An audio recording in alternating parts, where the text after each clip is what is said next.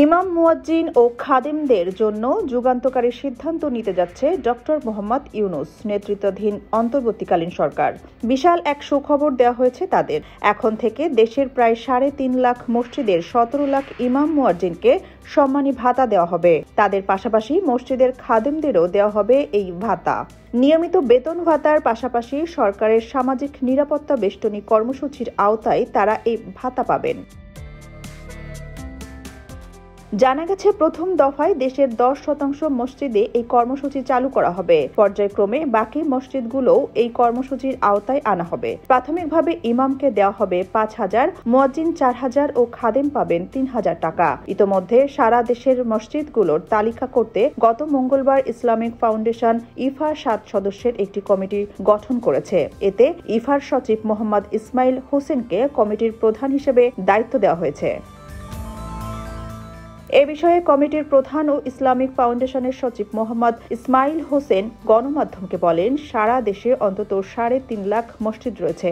এসব মসজিদে ১৭ লাখের বেশি ইমাম ও মুয়াজ্জিন রয়েছেন। এর বাইরে শহরের মসজিদগুলোতেও খাদেম রয়েছেন। সরকার পরীক্ষামূলকভাবে প্রথম দফায় দেশের ১০% মসজিদে এই কর্মসূচি চালু করবে। পরে ধাপে ধাপে সব মসজিদ আওতায় আসবে।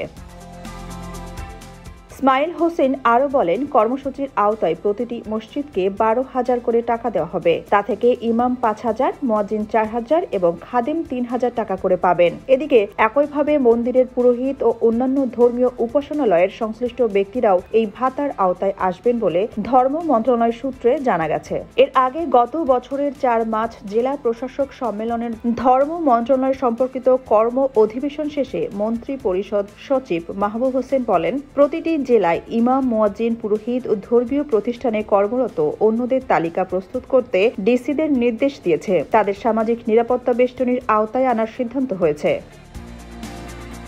প্রসঙ্গত, দেশের ৬৪ জেলায় প্রায় ৩.৫ লাখ মসজিদ রয়েছে। এসব মসজিদে প্রায় ১৭ লাখ ইমাম, মুয়াজ্জিন কর্মরত। এর মধ্যে বায়তুল মোকাররম জাতীয় মসজিদ, অন্দরকিল্লা শাহী জামে মসজিদ এবং জমিয়াতুল ফালাহ মসজিদে ৩ জন খতিব, ৬ জন পেশ ইমাম ও ৬ জন মুয়াজ্জিনের বেতন ভাতা রাজস্ব খাতভুক্ত। সোনিয়া খান, খবর সংযোগ।